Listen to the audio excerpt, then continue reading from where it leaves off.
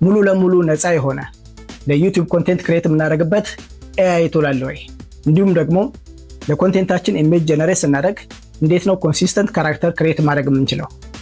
እነዚህ ሁለት ጥያቄዎች ባለፉት ሁለት ተከታታይ ቪዲዮዎች ለዩቲዩብ ኮንቴንት እንዴት እንደምሰሩና ሾርት ፊልሞች እንዴት እንደምሰሩ ካሳዩ በኋላ በብዛት የመጡልኝ ጥያቄዎች ናቸው። ዛሬ እነዚህን ሁለት ጥያቄዎች የሚመልሱ ሙሉ ለሙሉ ነፃ የሆኑ ሁለት ኤአይ ቱሎችን አሳያችኋለሁ። ዛሬ የማሳያችሁ ሁለት ኤአይ ቱሎች አንድ ላይ ሆነው በአጭር ጊዜ ተአምር የሆነ ነገር እንድትሰሩ ያስችላችኋል። አንደኛው የጉግል ላብ ኤክስፐሪመንታል ቱል የሆነው ኢሜጅ ጀነሬሽን ሞዴል ዊስክ ይባላል። ሁለተኛው ደግሞ ኤአይ አውቶሜሽን ቱል ነው፣ አውቶ ዊስክ ይባላል። ፕሮምፕት እየጻፋችሁ ኢሜጅ አንድ በአንድ ጀነሬት ለማድረግ የሚፈጀውን ጊዜና አሰልቺ ሂደት ያስወግድላችኋል። እነዚህን ሁለት ኤክስፐሪመንታል ኤአይ ቱሎች ከተጠቀማችሁ አንደኛ ከማንም በፊት በኤአይ ኮንቴንት ክሬሽን እና ፊልም ሜኪንግ ቀዳሚ ትሆናላችሁ። ሁለተኛ ስራችሁን አውቶሜት በማድረግ በአጭር ጊዜ ኮንሲስተንት ካራክተር ያላቸው ኮንቴንቶች ማዘጋጀት ትችላላችሁ። ለዛሬ ቪዲዮ የምንጠቀመው ወርክ ፍሎ ይህን ይመስላል።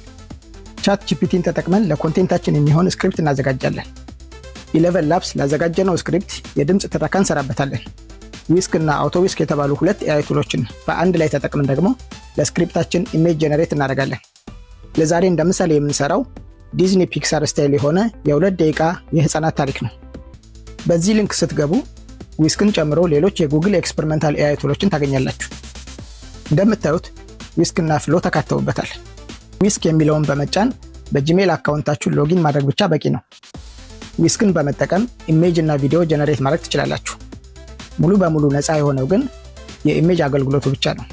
አውቶ ዊስክ ክሮም ኤክስቴንሽን ሲሆን የጉግል ዊስክን ስራ አውቶሜት በማድረግ ለኮንቴንት የሚሆኑ ኢሜጆችን በአንድ ጊዜ በብዛት ጀነሬት ማድረግ የሚያስችል ነው። አውቶ ዊስክን ለመጠቀም በመጀመሪያ ጉግል ላይ በመሄድ አውቶ ዊስክ ብላችሁ ሰርች አድርጉ። ከምታገኙት ምላሽ ውስጥ ይሄኛውን ኤክስቴንሽን መርጣችሁ አርቱ ክሮም ኤክስቴንሽን በሉት። እንደምታዩት የክሮም ኤክስቴንሽኑ ተጭኗል። አሁን ዊስክ ላይ በጂሜል አካውንታችን ሎጊን አድርገናል። አውቶ ዊስክን ደግሞ ክሮም ኤክስቴንሽን ላይ ጭነናል። ሁለቱንም ተጠቅመን ስራ ለመስራት በመጀመሪያ ወደ ቻት ጂፒቲ በመሄድ ጥሩ የህፃናት ታሪክ እናዘጋጃለን።